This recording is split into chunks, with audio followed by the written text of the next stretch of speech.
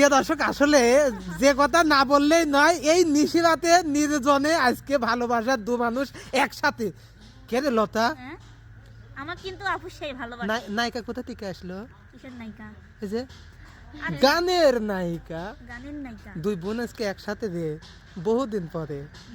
অনুভূতি আমি আসলে অনেক আগে থেকেই লতাকে অনেক ভালোবাসি। আলহামদুলিল্লাহ। অনেক আগে থেকে ভালোবাসি। ঠিক আছে, কারণ হচ্ছে দ্বারা আমি বলি মিডিয়ার থেকে না, কিন্তু আমার কিন্তু ওই অনেক আগে থেকে চিনে। আপু হচ্ছে ওই যে ওই বটগাছের এখান থেকে চিনে। আমার মানে কেমন যেন একটা লাগতেছে, মনে হচ্ছে এখনকার সেই অনুভূতিটা মনে হচ্ছে না? না, আমি হচ্ছে অনেক আগে থেকে ওর গান আমার পছন্দ। আমি তখন মানে আমি ফার্স্টে জাহাঙ্গীর ভাইয়ের ওখানে আমি একটা দুইটা গান দিই, পরে আমার আব্বু আসলে পছন্দ করতো না ইউটিউবে গান, এভাবে খালি গলায় গান হতো তো আগে, তো এটা পছন্দ করতো না ওর সাথে, ওই জন্য ওইভাবে গাওয়া হয়নি। কিন্তু ওইখান থেকে ওর সাথে কথা হয়েছিল, চিনি ওকে, আমি অনেক ভালোবাসতাম। ওইভাবে পরিচয় মানে ওইভাবে দেখা সাক্ষাৎ হয় না, তারপরে ও যেদিনই দেখা হয় আবার মাঝে মাঝে মেসেজিং হয় ওর সাথে। তাহলে ওর সাথে তোমার শিডিউল দিই আপু।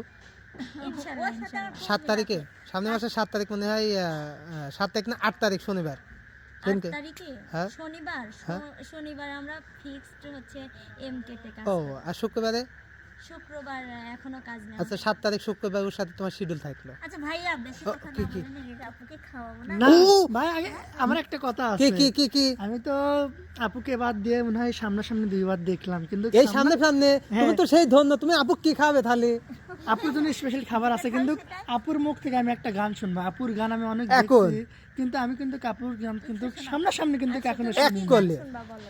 এক করলে, বেশি না, পছন্দ তো এক করলে। কিন্তু এখানে বসতে হবে। আচ্ছা, তাহলে তুমিও কিন্তু হ্যাঁ, এখানে ঠিক আছে। বসে